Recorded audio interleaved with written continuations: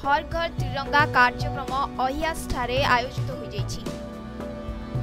BJP नेता गौतम राय नेतृत्व एवं सुभाष महांती रमेश सामल परिचालन में हजार हजार जनसाधारण हाथ में त्रिरंगा पताका धरी शोभायात्रा सामिल होते।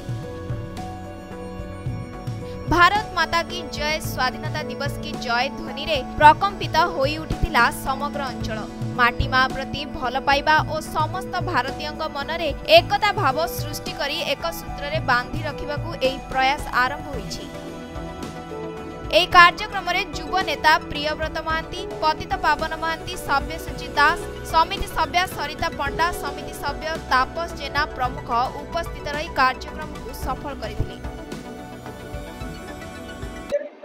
स्वाधीनतार अव्यवहित पूर्व आज देशर यशस्वी प्रधानमंत्री नरेंद्र मोदी आग्रह एवं आह्वान क्रमे सारा देश में कोण अनुकोण काश्मीर ठारू कन्याकुमारी पर्यंत, पल्ली ठारू दिल्ली पर्यंत सर्वत्र भारतीय जनता पार्टी कार्यकर्ता माने त्रिरंगा शोभायात्रा अनुष्ठित करुछंती।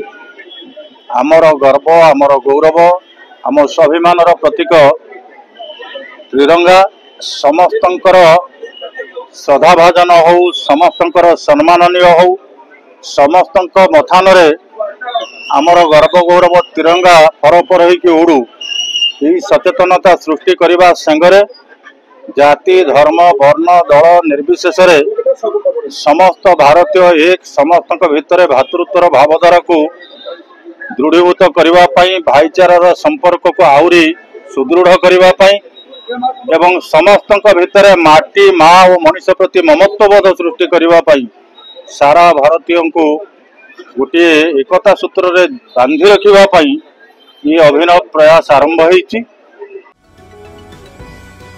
जाजपुर दशरथपुर विश्वजित दास रिपोर्ट समय लाइव।